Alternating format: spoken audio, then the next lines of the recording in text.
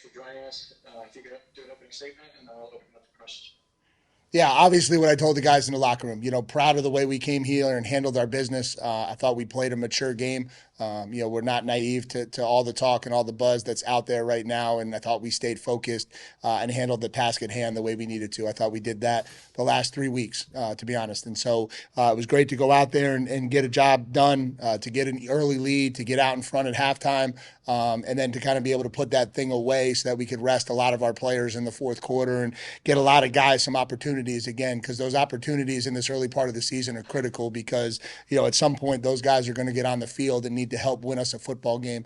Really happy with how we played defense today. Obviously, I thought we played one of our best defensive performances of my tenure here. I thought we were suffocating. I thought we leveraged the football really well. I thought we kind of took away the throw game. We were much improved on third down, which was obviously an emphasis coming off of last week. We were able to get some pressure. We were able to get some sacks, and I thought we did the things that we needed to do. Offensively, I thought we kind of were a little bit sluggish in the run game, which we knew was going to be our challenge. We knew they had a really talented front six. I wish we would have rose to that challenge a little bit better than we did, but, we also knew that we were going to have to be able to execute in the passing game, and I thought we did that at a really high level. And then, we were able to finish some drives early for touchdowns, and I think that was a critical turning point. And so continue to do good things on special teams. Obviously, I thought it was a great job by Todd Polino making those first two field goals. The third one was a real challenge because the wind started whipping up on him. Porter continues to punt the football at a really, really high level. And so I think we're doing the things that we need to do to win football games. And so now it's obviously turning the page and kind of get into the meat of this season with a big challenge next week that obviously we're going to have to meet head on. So from there, I'll open it up to questions. Steve, you want to start us off? Yeah, hey Mike, can you specifically address the way Riley threw the ball today and why that was important to get in that many throws in this game? Yeah, I just, that was their strength. Their strength was their ability to load the box, stop the run, and they really played defense that way. And I think that front six is extremely talented. I said that all week. And again, that's not to say that we don't have to run the football against talented front sixes, but we certainly had a lot of respect for that group. And so we felt like our matchup and our strength was a little bit more, our advantage a little bit more was in the throw game. And so we knew that was going to be a part of it. Again, I would like to have been able to run the ball a little bit more than we were able to, but we were able to do the things we needed to do, throwing the football to have the success that we needed to have. Hey,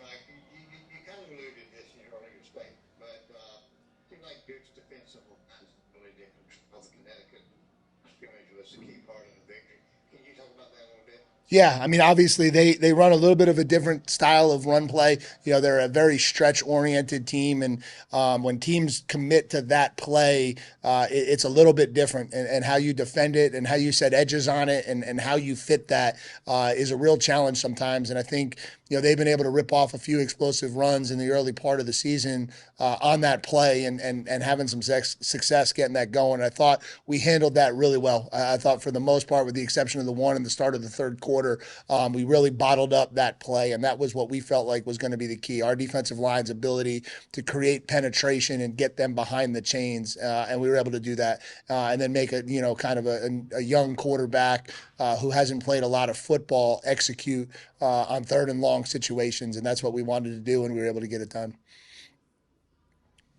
Adam, go ahead. Your first team defense has yet to allow a score in the second half. What do you think that is a testament to, not just the talent, but potentially the conditioning that you guys have developed over the offseason and into the year? Yeah, I mean, obviously it's something that we talk about, something that we spend a lot of time on. Obviously, from a coach's perspective, certainly don't feel like we've played elite at all times. We've gotten a few breaks, but I think those kids are trained to come out of the locker room and finish the way they need to be successful. I know when we get a lead at halftime, we talk a lot in this program about making sure that those leads hold up through the second half, and so I think that's part of it. I also think our defensive defensive staff does a tremendous job with adjustments. I think we're doing a really, really good job making in-game adjustments, identifying what people are doing, identifying how people are attacking us, and we do a great job of getting that information to our players real time, so that when we get into the second half, we're able to kind of fix some of the things that show up early as problems.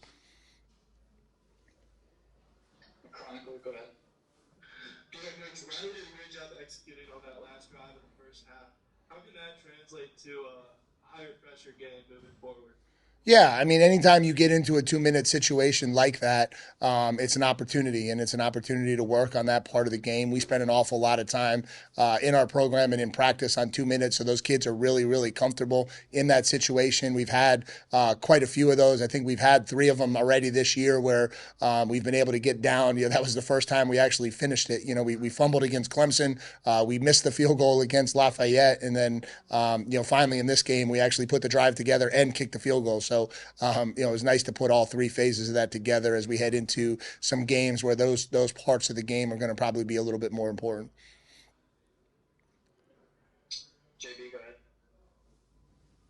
Hey, Coach, congrats on the win. I know you've been asked multiple questions about the defense, but I was hoping to get one more in, just regarding the competition that your boys were showing towards the end, because you could tell they really wanted to get the shutout. What does that say about the mentality that you have kind of built with this program in your short span as the Duke head coach? Yeah, I mean, we have a standard, and regardless of who is on the field, regardless of who's in the game, our kids are very understanding of what that standard is, and it's a standard on both sides of the ball. It's a standard in special teams, and the kids buy into that, and they don't want the standard to be different based on which group is on the field. It's honestly, it's why we don't spend a lot of time talking about injuries, because it really doesn't matter. At the end of the day, we've got to put kids on the field, and they've got to play to this standard, and whoever's name is called, whenever it's called, has to be ready to go, and that's just the nature of college football. And so I think the kids buy into that, and they buy into these opportunities that it's not garbage time or whatever you want to call it. It's a chance for them to go on the field and execute the defense at a high level, knowing that there could come a time down the road where they're going to be asked to do that with a game on the line in an ACC game. And so that's kind of how we think about those situations, and I think that's maybe what fuels the excitement. Obviously, I wish we would have kept the shutout, and not given up the score last week against Northwestern, but it's a great experience for those guys. It's a great opportunity for them to go in there and learn on the run, and we had a lot of young kids out there. We had a lot of kids playing for the first time. We had a bunch of freshmen on the field on that last drive, and so it's just great exposure for those guys. Adam, you want to close us out? I swear I had this question before. You said you don't talk a lot about injuries, but I just wanted to ask about a couple of running backs in the game. Jordan Waters didn't have a carry after halftime. I didn't know if there's anything health-wise with him, or you're just conserving him. And then Jalen Coleman got his first snaps of the day. Yeah. Of the season. Yeah. Nothing with Jordan. That was just kind of a decision to take some hits off of him. And I think we started the second half with Jaquez, and Jordan wasn't completely shut down.